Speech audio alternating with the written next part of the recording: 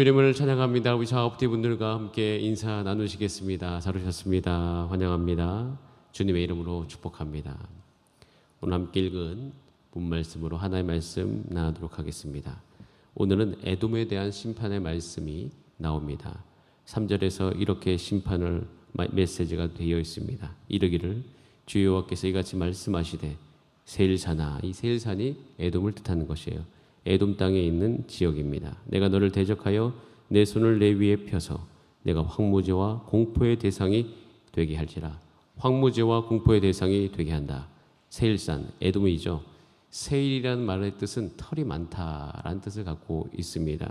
근데 이미 이 에돔에 대한 심판은요, 이미 에스겔 25장 11절 14절에 잘 나와 있습니다. 그래서 그때 이방에 대한 심판을 하실 때 하나님께서 다 이야기하셨는데 참 오늘 다시 반복해서 이 심판의 이야기를 하시는 것을 볼 수가 있어요. 근데 원래 에스겔에서 이제 이때쯤 되면 하나님께서 어떤 나라를 심판하신다라는 메시지를 위해서 메시지가 전개되는 과정이 아니라 오히려 이때는 회복에 대한 이야기를 하실 때쯤이에요. 그래서 다시 이제 에돔이라는 것을 에돔에 대한 심판을 가지고 와서 말씀을 나누고, 그러니까 말씀을 전하고 계시는 것을 볼 수가 있는데, 이 본문을 읽고 또 읽으니까 이 본문은 단순히 에돔에 대한 심판 이상의 의미를 가지고 있습니다. 이 본문은요, 하나님께서 망한 이스라엘 백성들을 위로하고자 망한 이스라엘 백성들 가운데 여전히 소망이 있다는 것을 알리고자 하나님께서 이 에스겔 선지자를 통해서 이스라엘 백성들 가운데 하나님의 말씀을 주고 있는 것입니다. 여러분, 하나님의 백성으로서 살아갈 때 참담할 때가 있습니다. 하나님의 백성으로 살아갑니다. 그런데 하나님의 백성으로 이 세상을 살다 보면 하나님의 방식대로 살지 않는 경우들이 있습니다. 그럼 이스라엘도 똑같았거든요. 이스라엘도 국가 경영을 해야 되는데 국가 경영을 하나님의 말씀대로 해야 됩니다.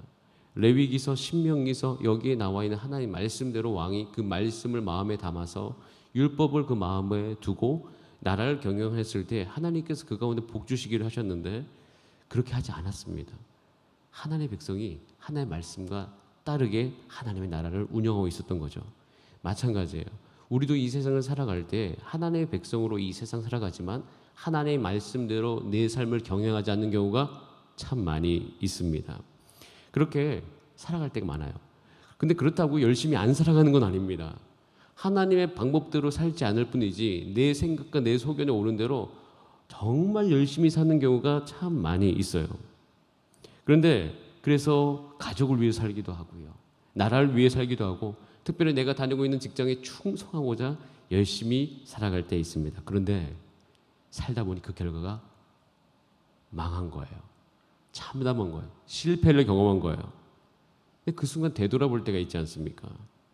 그런데 그 순간 인정하기 싫은 것이 있어요. 내 잘못을 인정하고 싶지 않습니다. 왜냐하면 사람이 열심히 살았기 때문에 그 잘못을 인정하는 걸 싫다기보다는 너무 힘든 거예요. 마음에. 왜냐하면 사람은 자기가 살아온 인생을 열심히 살면 살수록 내가 잘못 살아왔다는 것을 인정하는 것은 큰 고통입니다. 그렇게 큰 고통이 없어요. 아픔입니다. 수없는 감정들이 그때 나도 알지 못하는 감정들이 밀려오는 것을 볼 수가 있어요. 근데 자기는 알거든요. 내가 왜 이렇게 된지에 대해서 사실 자기 본인이 가장 많이 압니다. 그런데 그 안 것과 함께 다양한 감정들이 몰려오기 시작하니 그것을 인정하기도 힘들고 거기서 나가고자 하는 탈출구도 찾기가 너무 힘든 거예요. 그래서 분노도 일어납니다. 그 안에 실망도 있죠. 그래서 수없이 많은 감정들이 복합적으로 일어나면서 또 하나님을 향해서도 이렇게 나를 내버려 두신 건 없거든요. 내버려 두신 그 하나님을 향해서 서운함 그리고 원망 이런 것들이 마구마구 올라올 때가 있어요.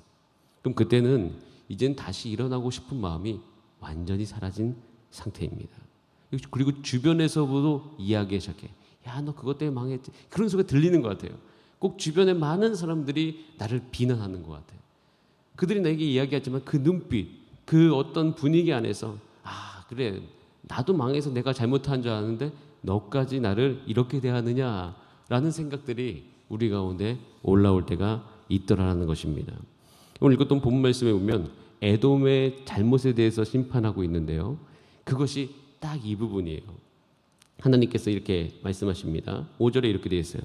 에돔이 잘못한 거예요. 그러니까 에돔이 어떻게 대한지 한번 볼게요. 에돔이 이렇게 이야기합니다. 네가, 그러니까 에돔이 옛날부터 한을 품고 이스라엘 족속의 환난 때에 어떻게 해요? 칼의 위력에 그를 넘겼다.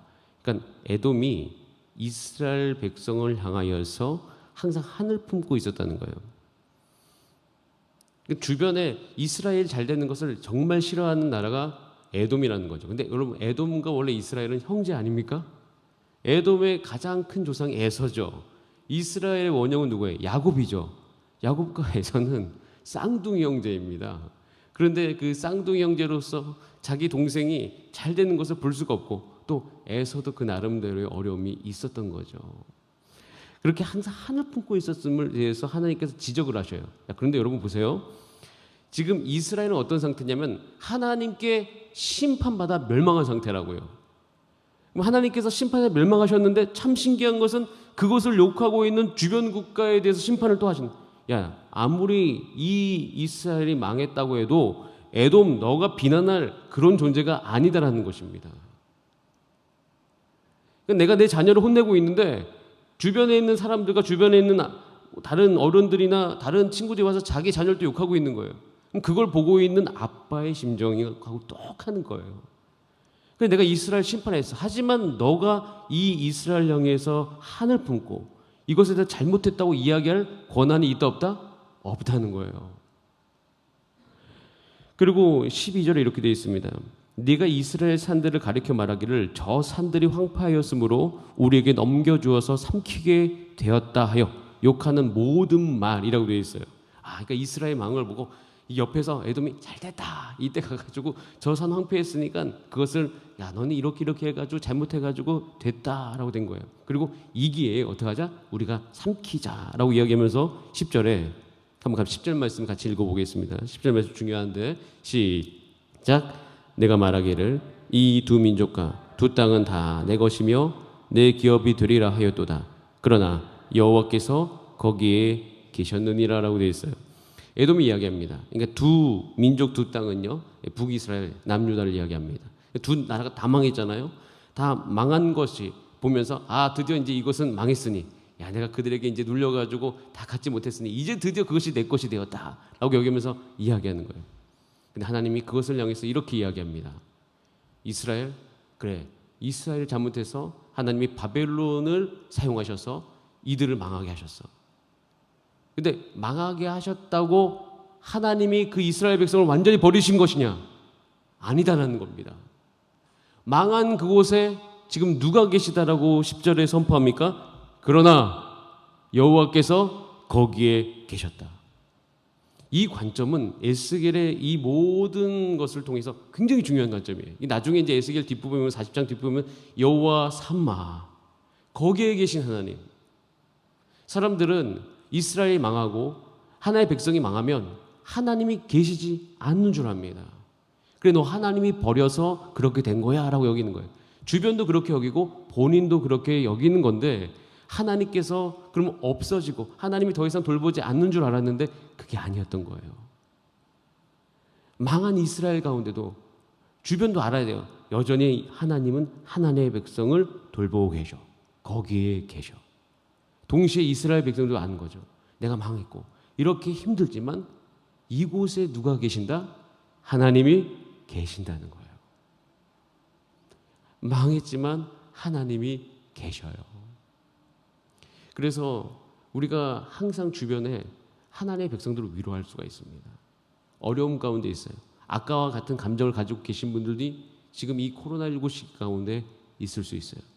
그럼 우리의 마음과 심정은 하나님 우리를 다 버린 것 같아요. 하지만 그렇지 않습니다. 우리는 언제든지 그 실패를 경험한 하나님의 백성들 향해서 이 말씀을 근거로 해서 이야기할 수 있어요. 하지만 하나님은 여전히 거기에 계신다. 최근에 이혼의 위기 때문에 여러 가지 상황 가운데 상담을 요청하는 사람들이 있습니다. 그러면 어떻게 해요? 그 가정에 아무것도 없는 것 같고 하나님이 다 버린 것 같은 그런 느낌이 있어요. 그런데 그 실패하는 감정, 실패한 그 마음 가운데 여전히 하나님께서 계신다라는 것입니다. 그래서 저는 이 에돔의 이 이야기를 통하여서 하나님께서 이 에스겔을 통해서 이스라엘 백성 가운데 소망을 주시는 것은 이스라엘 백성들도 그렇게 여겼겠죠. 아, 하나님이 나를 버리셨구나. 근데 그게 아니었던 겁니다. 하나님께서는 여전히 이스라엘 백성들 가운데 계신 것이에요. 그래서 하나님께서는 이 모든 상황 가운데 여전히 이스라엘 향하여서 이 하나님의 백성을 향하여서 뭐라고 이야기하고 오히려 그들을 지적하고 그것에 대해서 뭐라고 하는 모든 백성들을 하나님께서 대적하시고 하나님께서 그들을 심판하시는 것을 볼 수가 있습니다. 여러분, 하나님은요 바벨론에 의해서 이제 이스라엘 백성 70년을 보냈는데 이 기간은요 재교육의 시간입니다. 이때는 율법을 새롭게 하는 시간입니다. 버린 게 아닌 거죠. 모세를 통해서 40년 동안 이스라엘 백성의 정체성을 삼았더라면 이제는 40년 갖고 안 되는 줄 아는 거예요. 70년 동안 이스라엘 백성들을 하나님 나라를 재건하였던 겁니다. 근데 이 시기간에 우리가 버리면 안 되는 진리가 있죠. 로마서 8장 31절과 34절입니다. 우리 쭉 한번 이 말씀을 읽어보도록 하겠습니다. 로마서 8장 31절부터 시작. 그런즉 이 일에 대하여 우리가 무슨 말을 하리요? 만일 하나님이 우리를 위하시면 누가 우리를 대적하리요? 자기 아들을 아끼지 아니하시고 우리 모든 사람을 위하여 내주시니가 어찌 그 아들과 함께 모든 것을 우리에게 주시지 아니하겠느냐? 누가 능히 하나님께서 택하신 자들을 고발하리요? 의롭다 하신 이는 하나님이시니 누가 정죄하리요?